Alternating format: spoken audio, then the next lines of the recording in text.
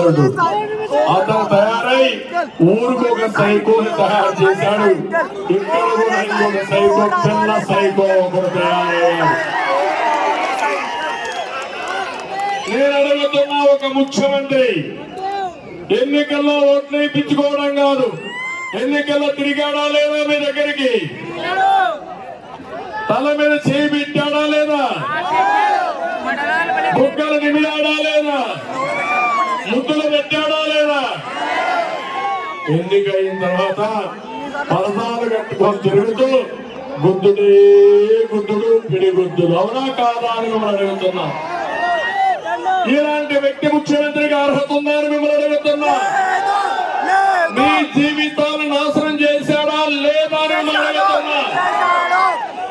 పరిపాలన చేత కాదు నేను అడుగుతున్నా. మీరు ఏం చేశారంటే డ్రైవింగ్ చేత కాని వాడికి డ్రైవర్ గా ఇచ్చేశాడు. అక్కడ మామూలుగా డ్రైవింగ్ కాదు, రివర్స్ డ్రైవింగ్ పెట్టాడు. అసలే డ్రైవింగ్ తెలియదు, రివర్స్ గేర్ లో బండి ద్వారా మొదలుపెట్టి మీ జీవితాలను సర్వనాశనం చేసిన వ్యక్తి ఈ సైకో జగన్, అవునా కాదా? మీరు ఒక్కసారి ఆలోచించుకోండి. నాకెవరి మీద కోపం లేదు, నా బాధంతా మీకు అన్యాయం జరిగిందని. మీరు ఒకసారి చూడండి, 5 సంవత్సరాల్లో ఏం జరిగిందో. నేను కూడా 14 సంవత్సరాలు ముఖ్యమంత్రిగా పనిచేశాను. పరిపాలన తెలిసిన వ్యక్తిని. ఈరోజు హైదరాబాద్ నగరాన్ని మీరు చూశారు. ఏం తమిళ హైదరాబాద్ నగరం ప్రపంచంలోనే మేలైన నగరంగా తయారవుతా ఉందా లేదా అని మిమ్మల్ని అడుగుతున్నా. ఎవరు దానికి కారణం? ఎవరేశారో ఫౌండేషన్? ఎవరు ప్రారంభించారో అభివృద్ధి? ఇక్కడుండే ముస్లిం సోదరులు ఆలోచించండి. హైదరాబాద్ లో 30% ముస్లింస్ ఉంటారు ఓల్డ్ సిటీలో. ఎప్పుడైతే ఎయిర్పోర్ట్ ఓల్డ్ సిటీ పక్కనే వచ్చింది, ఔటర్ రింగ్ రోడ్ వచ్చింది, అభివృద్ధి అయ్యింది.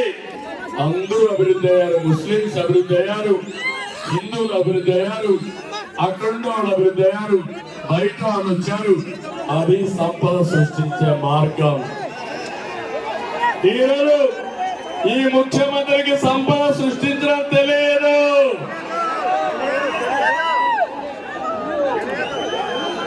సంపద సృష్టించకుండా మీకు 10 రూపాయలు ఇస్తాడు, 100 రూపాయలు పనులు వేస్తాడు, 1000 రూపాయలు దోచేస్తాడు. ఒక దోపిడీ దొంగ మీకు అవసరమా అని అడుగుతున్నా. మాట్లాడితే బటన్ నొక్కానంటాడు. నువ్వు బటన్ నొక్కింది ఎంత, బొక్కింది ఎంత, నువ్వు దోచేసింది ఎంత సమాధానం చెప్పమని అడుగుతున్నా. ఈ నంది కొట్టుకోరులో తమిళలో మీరు ఒకసారి ఆలోచించండి. బటన్ నొక్కడానికి ముఖ్యమంత్రి అవసరం లేదు. రాయలసీమని హార్టికల్చర్ హబ్బుగా తయారు చేయాలంటే ఒక విజన్ ఉండాలా. మీ ఆస్తులు పెంచాలా, మీ ఆదాయాన్ని పెంచాలా. అది జరగాలంటే నీళ్లు ఇవ్వాలా.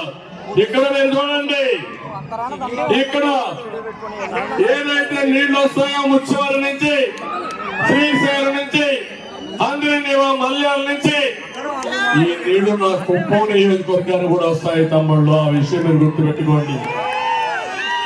బనక చెర్ల బ్యాలెన్సింగ్ రిజర్వాయర్, ఇది రాయలసీమకు గుండెకాయ. అలాంటి గుండెకాయ అన్ని ఇక్కడే వస్తాయి. నగిరి గాలేరు ఇక్కడి నుంచి ప్రారంభమవుతుంది, అందరినీవా ఇక్కడి నుంచి వెళ్తుంది, కేసీ కెనాల్ వెళ్తుంది, తెలుగు వెళ్తుంది. కానీ మీకు మాత్రం నీళ్లు లేవు. అదే నా ఆవేదన. ఇక్కడ ఒక విషయం చెప్పాలి. శివానంద రెడ్డి గారు ఎంతైతే పట్టుదలగా ఉన్నారో, ఒకప్పుడు పైరెడ్డి కూడా ఇదే మాట చెప్తున్నారు. ఇప్పుడు 2 నాయకులు వచ్చారు మీకు. ఆయన కుమార్తె శబరి, బిడ్డ చూశారు. ఈరోజు నాకు ఒక బాధ్యత ఉంది. శివానంద రెడ్డి గారికి న్యాయం చేయాలి, జనసూరిని గెలిపించుకోవాలి. పంపింగ్ మెజారిటీతో ఒక ఆడబిడ్డ ముగ్గురు ఆడపడుతులు ఢిల్లీ పార్లమెంట్ కి పంపించాలి. ఇక్కడ రెండు ఉన్నాయి, ఒక ఎంపీ ఒక ఎమ్మెల్యే, ఇద్దరిని పంపిస్తే తమలో మీ పనులు కూడా చాలా సులభం అయిపోతాయి. ఇప్పుడే అన్నాడు శివానందరెడ్డి గారు ఒక మాట, మీరు ఎన్ని వేల మెజారిటీ ఓట్లు వస్తే ఇంటూ 3 ఎకరాలకు నీళ్లు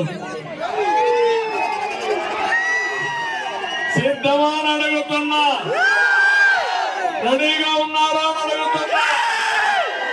మీకు అభివృద్ధి కావాలన్నా మోసగారి మాటలు కావాలని అడుగుతున్నా. అభివృద్ధి కావాలంటే గట్టిగా చెప్పండి, కావాలి అని. నా ఆలోచన ఇప్పుడు కూడా అభివృద్ధి జరగాలి, సంపద సృష్టించాలి, ఆదాయాన్ని పెంచాలి. పెంచిన ఆదాయం ఈ సంక్షేమ కార్యక్రమాల ద్వారా ఈ పేదవాళ్లకు పెంచాలి. అదే నా అభిమతం, అదే నా యొక్క బ్రాండ్ అని కూడా మీ అందరికీ తెలియజేస్తున్నా. ఈరోజు మీరు చూడండి, ఇక్కడ హార్టికల్చర్ గారి